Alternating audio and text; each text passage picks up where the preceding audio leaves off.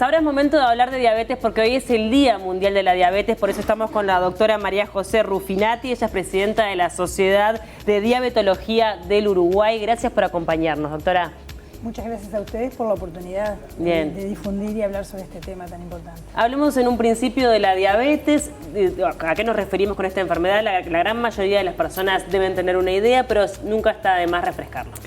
Bueno, cuando nosotros definimos diabetes, definimos que es una enfermedad crónica que implica una dificultad de manejo de la glucosa y la glucosa está en sangre elevada.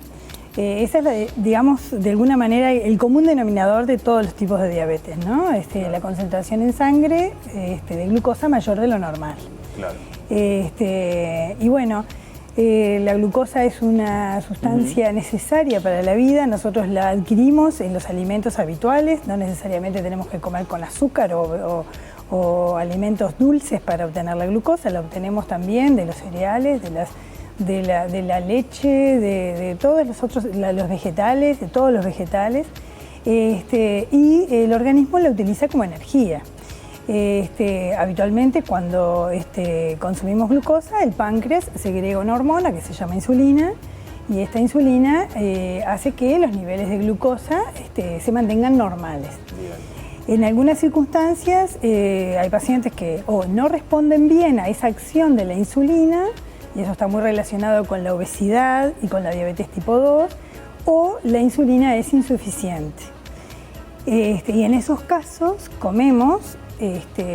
ingerimos glucosa con los distintos alimentos y la glucosa no es utilizada por los tejidos insulino dependientes. Claro. El cerebro, por ejemplo, utiliza la glucosa independientemente de la insulina. Mira. O sea que siempre el cerebro va a utilizar la glucosa. Pero el hígado, la grasa, los músculos, si no tenemos insulina, no utilizan, no pueden tomar la glucosa de la sangre. Bien.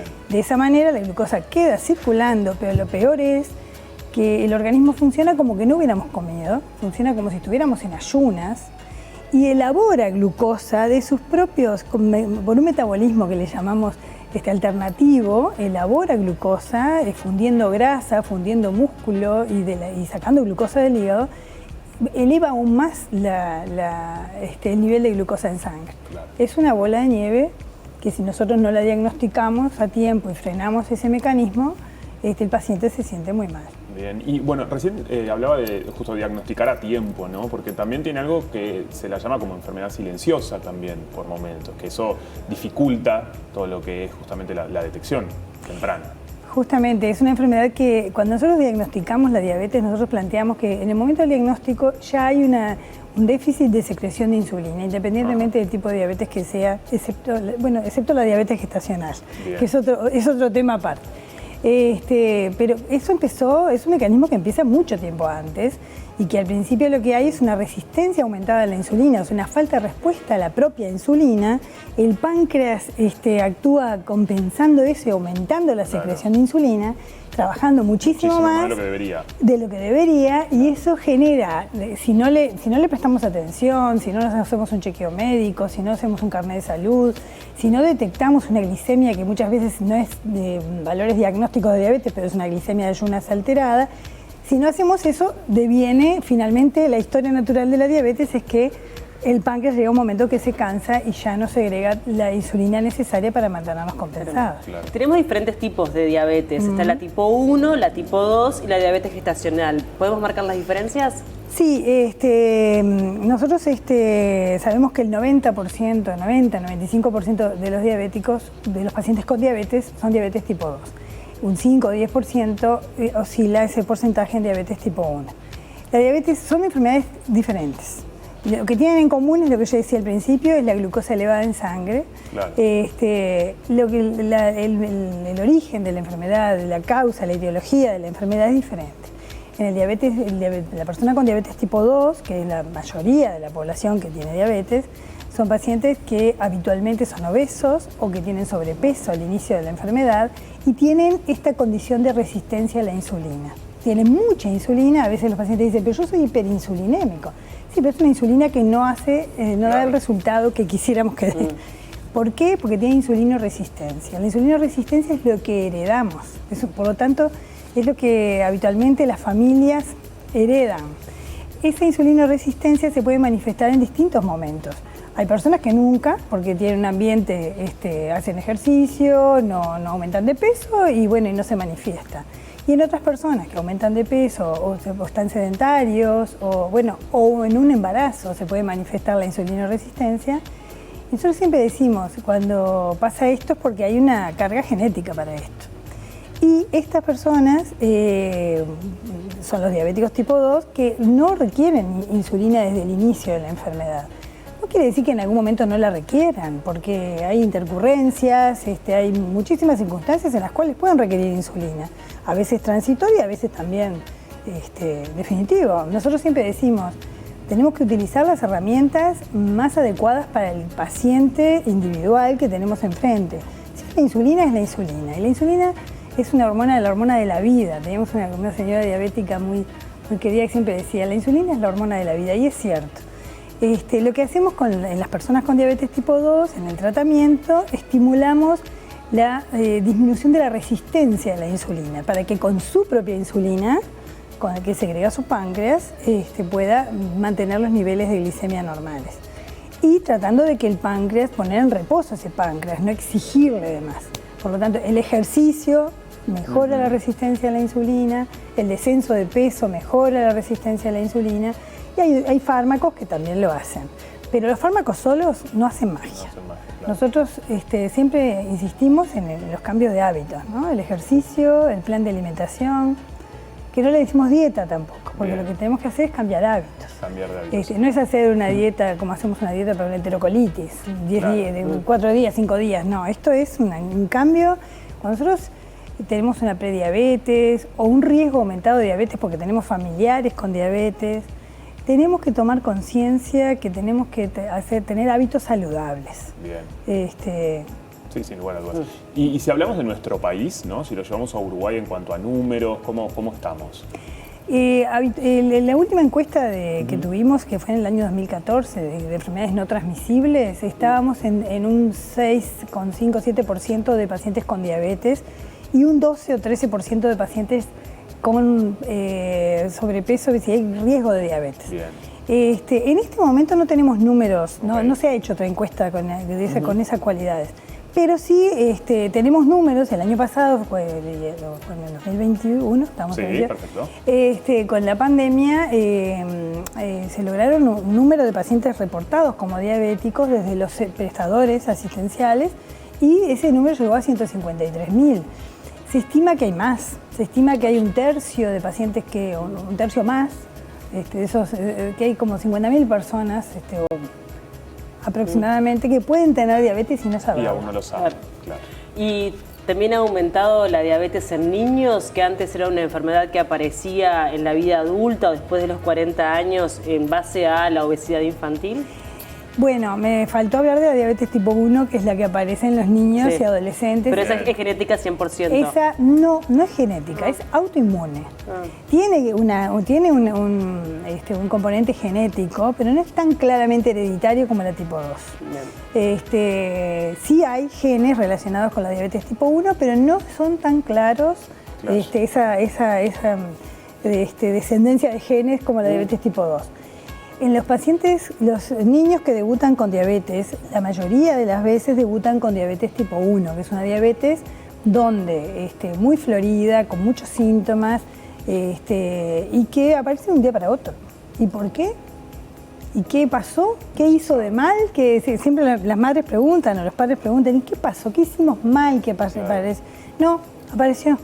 Se genera una autoinmunidad, que es que nuestra propia inmunidad destruye las células pancreáticas secretoras de insulina, y los diabéticos tipo 1, hay adultos también con diabetes tipo 1, tienen rápidamente que tratarse con insulina.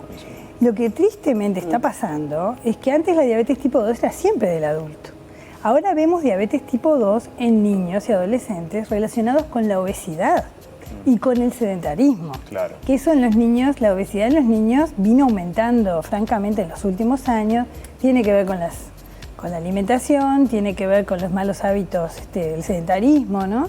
Y realmente eso es triste porque realmente por eso estamos tan preocupados por este tema, porque decíamos, bueno, sabemos además que cuando un paciente tiene diabetes tipo 2, joven, tiene muchísimos años de vida por delante, donde en esos años de vida pueden aparecer complicaciones con más precocidad a veces que los diabéticos tipo 2 ancianos. Entonces, tenemos que preocuparnos para prevenir esta situación, ¿no? Y tratar de que nuestros niños se alimenten saludablemente, de que evitar la comida chatarra, que le llamamos, ¿verdad? Los ultraprocesados. Por suerte ahora tenemos los octógonos, que si bien se cambiaron las concentraciones a lo que recomendaba la OMS, todavía tenemos los octógonos que nos alertan. Hay cosas que tenemos que tratar de que los niños no consuman, porque sabemos que está de la mano con el aumento de peso insulino resistencia, es toda una cascada de eventos que se producen y lamentablemente pueden determinar diabetes. Y hay incentivar el deporte, incentivar la actividad física, además, no solamente el ejercicio, sino la actividad física, ir caminando ¿no? Sí, esos hábitos, ¿no? Esos día a día hábitos que marcan la diferencia. Sin duda. Y yo una pregunta, porque los síntomas a los cuales recién hablabas de la palabra estar alerta, ¿cuáles son esos síntomas que nos deben alertar justamente? Yo creo que los síntomas que nos alertan, los síntomas clásicos son tener mucha sed, orinar mucho, sobre todo en la noche, adelgazar comiendo, tener mucho apetito, comer y no tener saciedad para comer y adelgazar. Claro. Esos son los síntomas cardinales, le llamamos nosotros. Pero cuando ya están esos síntomas, pasó mucho tiempo. Claro, ya pasó. En la diabetes tipo 2 pasaron años. Quizá en la diabetes tipo 1 no. En la diabetes tipo 1 pueden haber pasado meses. Y sí, ahí es donde a veces es más difícil darnos cuenta cómo podemos detectar precozmente eso, ¿no? Pero en la diabetes tipo 2 pasan muchos años y en esos muchos años tenemos mucho para hacer. Totalmente. No, y las consecuencias son de verdad que muy complicadas si no se atiende correctamente. Uno a veces escucha el tema de la diabetes como es una enfermedad que tiene una incidencia bastante importante en el país y bueno, uno lo toma como una enfermedad crónica, no le da tanto relevamiento. De repente no es consciente de las consecuencias fatales que puede llegar a tener en algún punto, ¿no? Sí. La diabetes es una de las enfermedades que aumenta muchísimo el riesgo vascular, el riesgo de hacer infartos, tanto infartos cardíacos como cerebrales. Aumenta mucho la incidencia de la enfermedad renal crónica. La alteraciones en la sensibilidad y en la circulación de los miembros inferiores, con el riesgo de amputaciones. Sí. A mí no me gusta hacer énfasis en las complicaciones. Yo siempre trato de apostar a que el paciente se atienda, que se controle, que asista al médico periódicamente. Si nunca se hizo un chequeo, bueno, que vaya al médico después con los 45 años, cada 3 años, aunque no tengamos ningún familiar diabético, no seamos obesos, no seamos hipertensos, igual tenemos que hacernos cada 3 años una glicemia. Claro. Si tenemos algunos de estos factores de riesgo, una vez al año, por lo menos. Como para detectar precozmente una circunstancia metabólica, que es lo bueno de esto, que para mí siempre es una buena noticia, es que se puede prevenir, uno puede evitar tener diabetes. Hoy hablábamos contigo de la diabetes gestacional. Las madres que han tenido diabetes gestacional y que han tenido niños con pesos mayores de 4 kilos son mamás que tienen riesgo de tener diabetes futura. Entonces, al saber eso, nosotros tenemos que hacer un seguimiento, tenemos que hacernos un control periódico, ¿no? Ya sabemos que tenemos ese riesgo. Claro. Nosotros estamos haciendo en muchos lugares en estos días, aplicamos un test que es un test de riesgo, ¿no? Que ahí relaciona los antecedentes familiares, el peso, la talla, los hábitos y nos da un score. Se llama Frindis, la gente lo puede buscar en internet y hacérselo a sí misma. Buenísimo. Y haciéndose ese test, capaz que la dificultad es la talla y el relacionar talla, peso y cintura. Pero haciéndose ese test, uno puede decir al médico, le dice, mire, me hice este test que me dijeron y me dio 14. Vengo porque me dijeron que puedo tener riesgo de diabetes. hay que buscarla en etapas precoces. ¿Y cómo viene siendo, justamente con ese test, que tienen un vínculo también con la gente, ¿no? ¿Cómo viene siendo ese ida y vuelta? Porque ahí también la educación y la información es fundamental. En este año se hace énfasis en el acceso a la educación, Claro. la educación para el futuro. Sabemos que en diabetología, sin educación, es imposible instituir tratamientos. O sea que los tratamientos requieren, es una enfermedad crónica, es una enfermedad que hay que tratarla a largo plazo, donde tiene que haber un vínculo médico-paciente, equipo de salud paciente, y donde requiere mucha, la educación es fundamental. El paciente tiene que conocer sus herramientas, tiene que conocer los riesgos, tiene que conocer el plan de alimentación, cómo puede variarlo, en qué circunstancia tiene que tener determinado cuidado. Ni les cuento si se inyecta insulina. Claro. Cuándo hacer el monitoreo, que nosotros le llamamos glicémico capilar.